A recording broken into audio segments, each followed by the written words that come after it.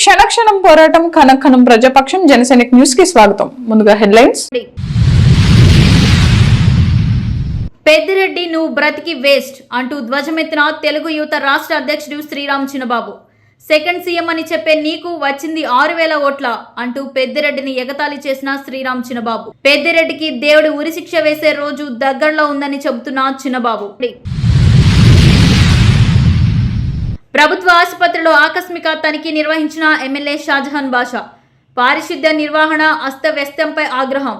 ప్రభుత్వ మెడికల్ కళాశాల ఉద్యోగాలు అమ్ముకున్న వారి భరతం పడతామని హెచ్చరిక. Political Phoenix Chandrababu Naidu zero నుంచి హీరోగా మళ్లీ ఢిల్లీలో అగ్రపీఠం. యువతకు ఆయన ఓ రాజకీయ యూనివర్సిటీ, అభివృద్ధికి బ్రాండ్ అంబాసిడర్ అంటున్న నేతలు. ఓ తరం యువత తలరాత మార్చేకి మళ్లీ నాంది.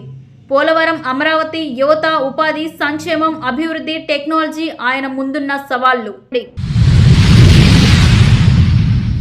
జగన్ అంటే ప్రాణమిచ్చే అభిమానులు ఆయన మళ్లీ ముఖ్యమంత్రి కావాలని కోరుకుంటున్నారు. సోషల్ మీడియా వేదికగా జగన్ ఓటమికి అనేక కారణాలను అన్వేషించి కనుగొన్నారు. ఆ విశ్లేషణలు సోషల్ మీడియాలో ట్రెండ్ అవుతూ వైకాపా వారిని ఆలోచింపజేస్తున్నాయి. ఇక డీటెయిల్స్ చూస్తే చంద్రబాబు పనైపోయిందని ఎగతాళి చేయని నేతల సంఖ్య తక్కువ, కానీ వారంతా షెడ్డుకెళ్లిపోయారు. కానీ చంద్రబాబు మాత్రం ఢిల్లీ స్థాయిలో చక్రం తిప్పే స్థాయికి ఎదుగుతూనే ఉన్నారు. దేశ స్థాయిలో మారుమోగిపోతున్న పేరు చంద్రబాబు. ఆయనకు ఇలాంటి విజయాలు కొత్త కాదు, కానీ ఈ విజయం మాత్రం ప్రత్యేకమైనది. తన రాజకీయ జీవితం ప్రారంభించినప్పుడు ఎలా పోరాడారో, 40 ఏళ్ల రాజకీయ జీవితం అత్యున్నత పదవుల్ని చూసిన తర్వాత కూడా అలాగే పోరాడారు. గెలుపోటముల్ని సమానంగా తీసుకునే చంద్రబాబు కష్టపడి పనిచేయి, ఫలితం దానంతటా అదే వస్తుందని చాలా మంది చెబుతూ ఉంటారు. కానీ ఆచరించడం అంత సామాన్యమైన విషయం కాదు. ప్రయత్నాల్లో చిన్న ఎదురు దెబ్బ తగిలితే పూర్తిగా నీరుగారిపోతారు.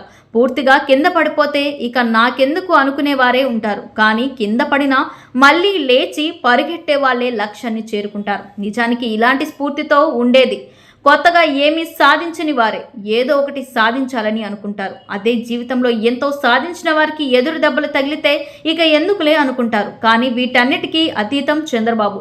ఓటములకు ఆయన కుంగిపోరు, పోరాటాన్ని వదిలిపెట్టారు. 2014లో గెలిచిన తర్వాత 5 ఏళ్లలో సమర్థమైన పాలన చేశారని, సంక్షేమం, అభివృద్ధి, కొత్త రాష్ట్రానికి అమరావతి లాంటి రాజధానిని 2014లో గెలిచిన తర్వాత 5 ఏళ్లలో సమర్థమైన పాలన చేశానని, సంక్షేమం, అభివృద్ధి, కొత్త రాష్ట్రానికి అమరావతి లాంటి రాజధానిని నిర్మిస్తున్నానని, పోలవరం కలను సాకారం చేస్తున్నానని ప్రజలందరికీ ఫ్రీ బస్సులు పెట్టి మరీ చూపించారు. కానీ ఆయన ఎన్నికల్లో ఘోరంగా ఓడిపోయారు.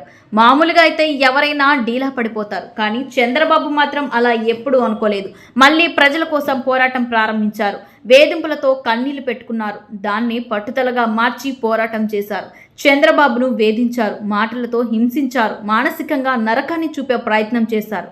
కానీ చంద్రబాబు ఎప్పుడు బ్యాలెన్స్ తప్పలేదు. రాజకీయాలతో సంబంధం లేని భార్యను తాను రాజకీయ భిక్ష పెడితే ఎమ్మెల్యేలైన వారు అత్యంత దారుణంగా తూలనాడితే కన్నీరు పెట్టుకున్నారు. మళ్ళీ అలాంటి సభకు సీఎంగానే వస్తానని ఛాలెంజ్ చేసి వెళ్లారు. అంతేకాని ఈ ప్రజలు తనను ఇలా ఓడించి అవమానించేలా చేస్తున్నారని వారిపై నింద వేయలేదు. గత ప్రభుత్వ పాలనకు ప్రస్తుత పాలనకు తేడా చెబుతూ జనంలోకి వెళ్లారు. అనుకున్న ఫలితం సాధించారు. అభివృద్ధి రాజకీయాలకు బ్రాండ్ అంబాసిడర్ గా చంద్రబాబు నాయుడు ఉన్నారు. అభివృద్ధి రాజకీయాలు, యువతకు ఉపాధి, టెక్నాలజీ విషయాల్లో ప్రభుత్వాలు చొరవ తీసుకుంటే అద్భుతాలు చేయొచ్చని నిరూపించిన నాయకుడు. ఆయనను అరెస్ట్ చేసి జైల్లో పెట్టినప్పుడు ఆయన చేసిన పనులన్నీ ప్రపంచవ్యాప్తంగా ఎంతో మంది ప్రముఖులు గుర్తు చేసుకున్నారు. ఆయన సంస్కరణతో ఉద్యోగాలు సాధించుకున్నవారు, కుటుంబాలను బాగు చేసుకున్నవారు ఇదేం కుట్రలని బాధపడ్డారు. సాఫ్ట్వేర్ ఉద్యోగులున్న ప్రతి మధ్యతరగతి కుటుంబం ఆయన వేసిన పునాదుల్ని, ఆయన పడిన కష్టాల్ని అందరితో పంచుకున్నారు. అది చంద్రబాబు నాయుడు బ్రాండ్. రాజకీయాలంటే ప్రజలకు మేలు చేయడానికేనని నమ్మే లీడర్. చంద్రబాబు చేసిన కృషికి, ఓ తరం యువత రాత మార్చేందుకు చేసిన ప్రయత్నాన్ని ఎవరు కాదనలేరు. ఇప్పుడు ప్రతి చోట ఆయన ముద్ర స్పష్టంగా కనిపిస్తుంది. విభజిత ఏపీని ఎలా అభివృద్ధి చేయాలో ఆయన కలలు కన్నారు. వాటిని ఎగ్జిక్యూట్ చేసే దశలో అధికారం కోల్పోయారు. పోరాడి మళ్లీ విజయాన్ని అందుకున్నారు. నిరంతర రాజకీయ శ్రామికుడు చంద్రబాబు. 14 ఏళ్లకు పైగా సీఎంగా ఉన్నారు. మిగిలిన కాలమంతా ప్రతిపక్ష నేతగా ఉన్నారు. అత్యంత చిన్న వయసులో మంత్రిగా చేశారు. ఆయన చూడని పదవి లేదు, అనుభవించని అధికారం లేదు. ఇప్పుడు ఆయన సీఎం కావడం ఆయనకు ముఖ్యం కాదు, ఏపీకి ముఖ్యం, ఏపీ భవిష్యత్తుకు ముఖ్యం. అదే విషయాన్ని ప్రజలు చెప్పి మరోసారి పదవిని పొందగలిగారు. కష్టపడి లక్ష్యాన్ని సాధించడంలో చంద్రబాబు యువతకు ఓ రోల్ మోడల్. జీవితాన్ని ఎలా బాగు చేసుకోవాలో, ఎలా కష్టపడాలో, కెరీర్లో ఎదగాలనుకునే వారికి చంద్రబాబు ఓ రోల్ మోడల్. తీసుకునే నిర్ణయాలు ఇప్పటికీ కాదు, 10 ఏళ్ల ముందు చూపుతో ఉండాలని ఆలోచించే వారికి చంద్రబాబు ఓ రోల్ మోడల్. రాజకీయాల్లో ఆయన యూనివర్సిటీ, నిరంతర రాజకీయ శ్రామికుడు. పెద్దిరెడ్డి నువ్వు బ్రతికి వేస్ట్ అంటూ ధ్వజమెత్తిన తెలుగు యువత రాష్ట్ర అధ్యక్షుడు శ్రీరామ్ చిన్నబాబు సెకండ్ సీఎం అని చెప్పే నీకు వచ్చింది 6,000 ఓట్ల అంటూ పెద్దిరెడ్డిని ఎగతాళి చేసిన శ్రీరామ్ చిన్నబాబు, పెద్దిరెడ్డికి దేవుడు ఉరిశిక్ష వేసే రోజు దగ్గరలో ఉందని చెబుతున్న చిన్నబాబు. మాజీ మంత్రి పెద్దిరెడ్డి రామచంద్రరెడ్డి పైన తెలుగు యువత రాష్ట్ర అధ్యక్షుడు శ్రీరామ్ చిన్నబాబు నేడిక్కడ విరుచుకుపడ్డాడు. 6,000 ఓట్లతో ఎన్నికల్లో పెద్దిరెడ్డి బయటపడ్డారని, పెద్దిరెడ్డి నువ్వు బ్రతికి వేస్ట్ అని తెలుగు యువత రాష్ట్ర అధ్యక్షుడు శ్రీరామ్ చిన్నబాబు మాజీ మంత్రిని ఎగతాళి చేశారు. సెకండ్ సీఎం అని చెప్పే నీకు వచ్చింది 6,000 ఓట్లు, మీ బ్రతుకులు వేస్ట్ అంటూ పెద్దిరెడ్డిని ఆయన దెప్పిపొడిచారు. మీకు దేవుడు ఉరిశిక్ష వేసే రోజులు దగ్గరలో ఉందని శ్రీరామ్ చిన్నబాబు అన్నారు. పెద్దిరెడ్డి పైన ఓ రేంజ్లో ఫైర్ అయిన తెలుగు యువత రాష్ట్ర అధ్యక్షులు శ్రీరామ్ చిన్నబాబు, రాష్ట్ర వ్యాప్తంగా వచ్చిన తీర్పు తమపైన బాధ్యతలు పెంచిందన్నారు. ఇచ్చిన ప్రతి హామీ నెరవేర్చడమే తమ లక్ష్యమన్నారు. మదనపల్లెను జిల్లా చేస్తామనే హామీని నిలబెట్టుకుని మదనపల్లె జిల్లా త్వరలో ఏర్పాటవుతుందన్నారు. అసెంబ్లీ సాక్షిగా నారా చంద్రబాబు నాయుడు గారిని అవమానించినటువంటి నా కొడుకులు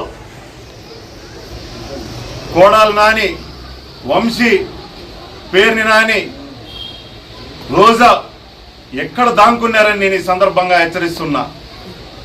మీరు ఏ విధంగా అయితే సజ్జల రామకృష్ణారెడ్డితో పాటు ఏ విధంగా అయితే మా తెలుగుదేశం పార్టీ వాళ్ళని అవమానించారో ప్రజలు మీకు చెప్పుత వేసి ఆంధ్ర రాష్ట్రం నుంచి పారిపోయే విధంగా చేశారు.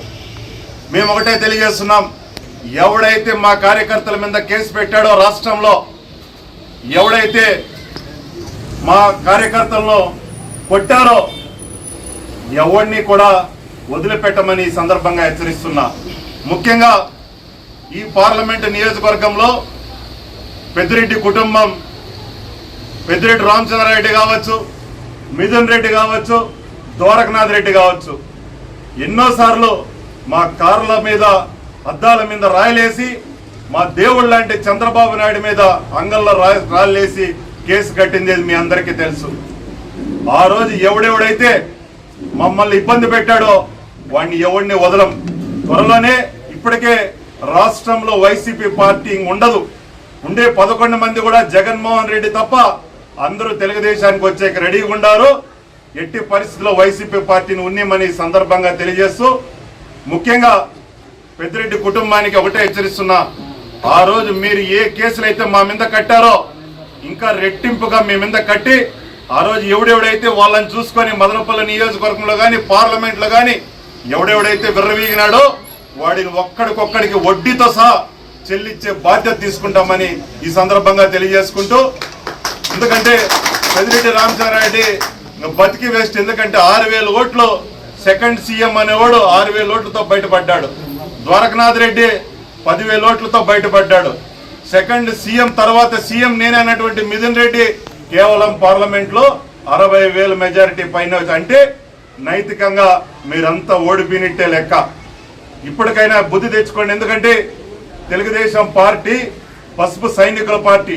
ఆ రోజు నందమూరి తారక రామారావు గారు ఏనాడైతే పార్టీ స్థాపించారో ఆనాడు వేసిన ప్రభంజనం ఈరోజు మా నారా చంద్రబాబు నాయుడు గారి వల్ల ఇంకా ఎక్కువ ప్రభంజనం వేసింది. కాబట్టి రాష్ట్రంలోనే కాదు, మదనపల్లిలో కానీ ఈ పార్లమెంట్ నియోజకవర్గంలో కానీ తెలుగుదేశం కార్యకర్తను ఎవడు ఇబ్బంది పెట్టినాడో, ఇంకా ఎవరిని కానీ ఇబ్బంది పెడితే ఎవరిని వదిలిపెట్టమని ఈ సందర్భంగా తెలియజేసుకుంటూ, ముఖ్యంగా మదనపల్లిలో తెలుగుదేశం కార్యకర్తలకు నా పాదాభివందనం. ఎందుకంటే నాయకులు వచ్చినా చేయకపోయినా తెలుగుదేశం పార్టీ సైనికులు నారా చంద్రబాబు నాయుడు గారి నాయకత్వానికి బలపరిచి ఇక్కడ ప్రభుత్వ ఆసుపత్రిలో ఆకస్మిక తనిఖీ నిర్వహించిన ఎమ్మెల్యే షాజహాన్ బాషా, ప్రభుత్వ వైద్యశాలలో పారిశుద్ధ్య పనులు అధ్వాన్నంగా ఉన్నాయని ఆగ్రహం వ్యక్తం చేసిన ఎమ్మెల్యే షాజహాన్ బాషా గురువారం మదనపల్లి ప్రభుత్వ వైద్యశాలను ఆకస్మికంగా తనిఖీ నిర్వహించిన అనంతరం ఎమ్మెల్యే మీడియాతో మాట్లాడారు.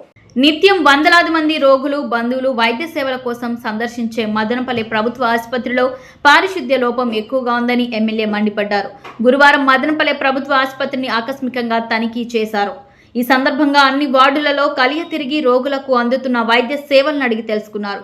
వైసీపీ పాలనలో ప్రభుత్వ మెడికల్ కళాశాల ఉద్యోగాలను లక్షల రూపాయలకు అమ్ముకున్న వైసీపీ నాయకుల భరతం పడతామని హెచ్చరించారు. మదనపల్లె ప్రాంతానికి చెందిన వారికి మదనపల్లె మెడికల్ కళాశాలలో ఉద్యోగాలు వచ్చేలా చర్యలు చేపడతామని తెలిపారు. ఆసుపత్రిలో అందుతున్న వైద్య సేవలను రోగులను వారి బంధువులను అడిగి తెలుసుకున్నారు.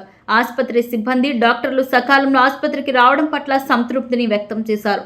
ఈ కార్యక్రమంలో ఆసుపత్రి superintendent doctor MS Raju, RMO doctor Prasad Raju, పట్టణ తెదేపా అధ్యక్షుడు భవానీ ప్రసాద్, మాజీ కౌన్సిలర్ షరీఫ్, సంగం శ్రీనివాసులు, నాదెల్ల శివప్రసాద్, మార్పూరి వరుణ్, ఆసుపత్రి మాజీ superintendent doctor Sanjeeva Naidu, Eswar Naidu, JCB Venu, Madhukar Reddy, Balamani Sekhar, Jayachandra, Shamsheer, Nagurvali, Poolakuntla Hari, Balu, Jolipalem Chinni పెద్ద సంఖ్యలో తెలుగుదేశం పార్టీ కార్యకర్తలు పాల్గొన్నారు.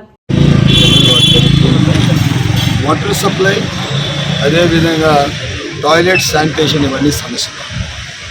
దీనిపైన నేను ఇప్పుడే తక్షణం మన మెడికల్ సూపరింటెండెంట్ గారికి శానిటేషన్ టర్మినేషన్ కోసం లెటర్ ఇస్తాను. ఇలా ఫస్ట్ వాళ్ళకి నోటీస్ ఇద్దాం. వాళ్ళు పద్ధతిగా చేసుకుంటే అభ్యంతరం లేదు, పద్ధతిగా చేయని పక్షంలో టర్మినేట్ చేసేస్తాం.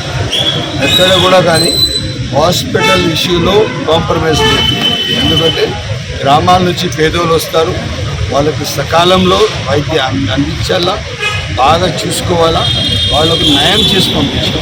ఏ సమస్య ఉన్నా కూడా కానీ వాళ్ళకు పూర్తిగా అందుబాటులో మదనపల్లి జిల్లా హాస్పిటల్ అందుబాటులో ఉంది అని చెప్పి మెసేజ్ ఇవ్వాలి. అది తప్పకుండా మంచి డాక్టర్స్ ఉన్నారు. మెడికల్ సూపరింటెండెంట్ గారు నేను ఏం చెప్పలేదు, సడన్గా నేను 8:15కి వచ్చాను. 8:20కి డాక్టర్ గారు నేను చూశాను. నేను వెరీ గుడ్ అడ్మినిస్ట్రేషన్, సకాలంలో డాక్టర్ గారు వచ్చారు. బండ్లు ఓడలవడం, ఓడలు బండ్లవడం మనం వింటున్న సామెత. సరిగ్గా తెలంగాణ రాజకీయాల్లో టీఆర్ఎస్ పార్టీ విషయంలో ఇది అక్షర సత్యమైంది.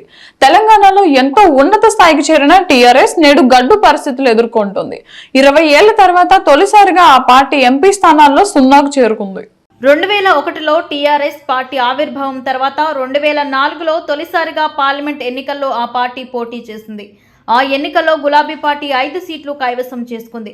2008 ఉప ఎన్నికల్లో 2 సీట్లు, 2009 సార్వత్రిక ఎన్నికల్లో 2 స్థానాల్లో ఆ పార్టీ అభ్యర్థులు విజయం సాధించారు. 2014లో జరిగిన ఎన్నికల్లో 11 స్థానాలు, 2019 ఎన్నికల్లో 9 స్థానాల్లో ఆ పార్టీ అభ్యర్థులు గెలిచారు. కానీ 20 ఏళ్ల తర్వాత 2024 లోక్సభ ఎన్నికలలో తొలిసారిగా 0కు పరిమితమైంది. వైకాపా అరాచక పాలనలో తమ పార్టీ కార్యకర్తలను, నాయకులను ఎన్నో ఇబ్బందులకు గురి చేశారు. ఉద్యోగస్తులు సైతం కొంతమంది బాధ్యత రాహిత్యంతో వ్యవహరించారు. అలాంటి వారిపై చట్టపరమైన విచారణ జరిపిస్తాం, తప్పులు నిజమని తేలితే చర్యలు తీసుకుంటామని వేర్వేరు చోట్ల చంద్రబాబు నాయుడు, నారా లోకేష్ మీడియా ముందు కీలక వ్యాఖ్యలు చేశారు. చట్టాన్ని ఉల్లంఘించి మమ్మల్ని ఇబ్బంది పెట్టిన ప్రతి ఒక్కరిపై చట్ట ప్రకారం విచారణ, శిక్షలు ఉంటాయని ఎమ్మెల్యే నారా లోకేష్ గురువారం మీడియాతో అన్నారు. తన పాదయాత్ర సమయంలో అనేక మంది చట్ట వ్యతిరేక చర్యలకు పాల్పడుతున్న వారిని గుర్తించానని లోకేష్ స్పష్టం చేశారు. ఇన్నాళ్లు కార్యకర్తలు ఎన్నో నిద్రలేని రాత్రులు గడిపారు. వారిని అన్ని విధాలుగా చిత్రహింసలకు గురి చేశారు.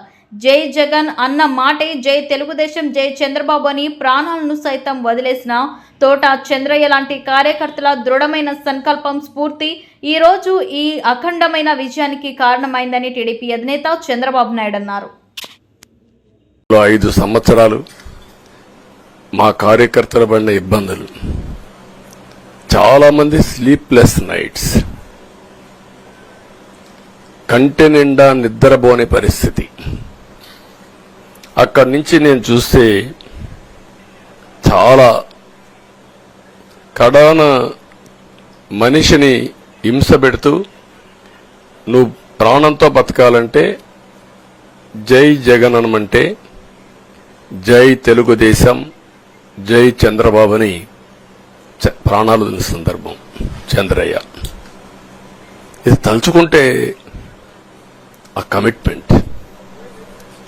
కమిట్మెంటే, ఆ త్యాగాల ఫలితమే ఈరోజు ప్రజాస్వామ్యాన్ని కాపాడుకోగలిగాం. శాసనసభ సాక్షిగా మా తల్లిని అవమానించారు. అది తట్టుకోలేక చంద్రబాబు నాయుడు గారు అన్నారు, శపథం కూడా చేశారు. మళ్ళీ ముఖ్యమంత్రిగా ఈ సభలో అడుగు పెడతానని ఆనాడు చెప్తాం జరిగింది.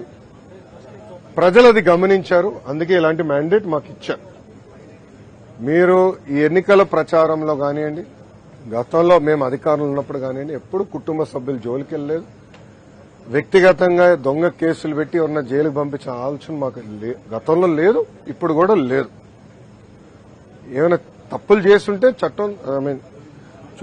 చట్టాలు దాని పని చేసుకుంటూ వెళ్తే తప్ప మేము ఎక్కడ ప్రజల్ని ఇబ్బంది పెట్టాలనో వైకాపా నాయకులపైన కక్ష సాధింపు చేయాలనేది మా ఆలోచన కానే కాదు.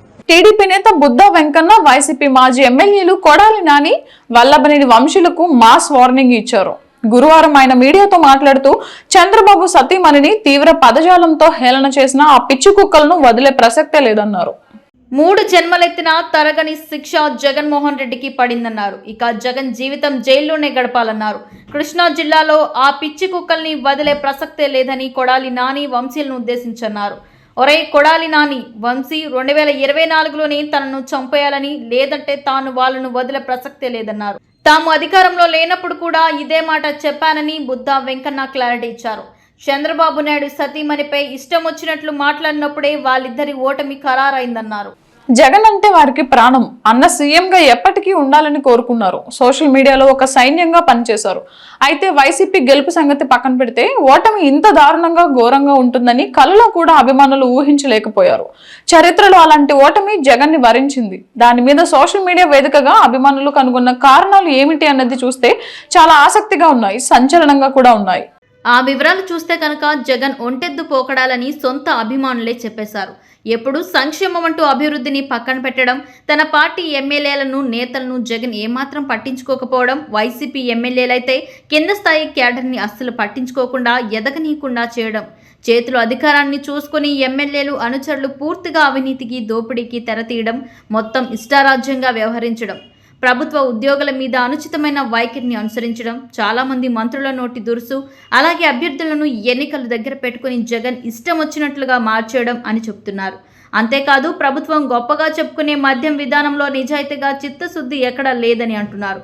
సింగిల్ సోలో అంటూ రాజకీయాల్లో మిత్రులు ఉండాల్సిన అవసరాన్ని పూర్తిగా విస్మరించడం, అలాగే బీజేపీ, టీడీపీ, జనసేన కూటమిని లైట్ తీసుకోవడం అని అంటున్నారు. అలాగే జనసేన అధినేత పవన్ కళ్యాణ్ వ్యక్తిగత జీవితాన్ని, ఆయన 3 పెళ్లిళ్లను జగన్ నుంచి అందరూ విమర్శలు చేయడం వల్ల ఏపీలో బలమైన కాపు తెలగ బలిజ కులస్తుల బాగా మనసులు గాయపరుచుకున్నారని కూడా అభిమానులు విశ్లేషించారు. అలాగే వాపుని బలం ఆనుకుని లోకల్ బాడీ ఎన్నికల్లో అన్ని ఏకగ్రీవాలు చేసుకోవడం వల్ల పార్టీ బలం అసెంబ్లీ ఎన్నికల్లో తేలిపోయిందంటున్నారు. అలాగే సొంత కుటుంబ సమస్యలను జగన్ పట్టించుకోకపోవడంతో షర్మిల వేరే పార్టీలో చేరారన్నది జనంలో చర్చకొచ్చింది. అంతేకాదు సొంత తల్లి విజయమ్మ షర్మిలను గెలిపించమంటూ వీడియో పెట్టడంతో జగన్కి ఆమె మద్దతు లేదని జనాలకు తెలిసిపోయిందని అంటున్నారు. ఏ పార్టీ అయినా నాయకులు క్యాడర్ మీద ఆధారపడుతుంది, కానీ వాలంటీర్ల మీద వైసీపీ ఆధారపడడం అతి పెద్ద తప్పు అని సొంత పార్టీ అభిమానులే ఎత్తి చూపారు. భూముల పాస్ పుస్తకాల మీద జగన్ బొమ్మ వేసుకోవడం కూడా తప్పే అంటున్నారు. ల్యాండ్ టైటిలింగ్ యాక్ట్ విషయంలో ప్రత్యర్థి పార్టీలు చేసే ఆరోపణలు పాస్ పుస్తకాల మీద జగన్ బొమ్మ ఉండటం ఎంత డ్యామేజ్ చేసిందని అంటున్నారు. ఏకంగా సొంత సామాజిక వర్గంలోని జగన్ మీద అత్యధిక శాతం గుర్రుగా ఉండటం, అనర్హులను అందలం ఎక్కించి పనిచేసే వారిని సైడ్ చేయడం, ఇలా ఒక తప్పు కాదు చాలాని ఎత్తి చూపారు. ఇక జగన్ భజనకు అలవాటు పడ్డారని, తనను ఎవరైతే పొగుడుతారో వారినే పక్కన ఉంచుకుంటారని కూడా వైసీపీ అభిమానులు వేస్తున్న మరో విమర్శ. ఇక వైసీపీ ప్రభుత్వంలో పార్టీలోనే సజ్జల రామకృష్ణారెడ్డి అత్యంత కీలకంగా వ్యవహరించడం, మాట్లాడాల్సిన సీఎం తెర వెనుక ఉండటం, ప్రభుత్వం ఎవరిది తాము ఓట్లేసింది ఎవరికి అన్న భావన సగటు జనంలో వచ్చేసింది. అదే తెగ చికాకు పెట్టించి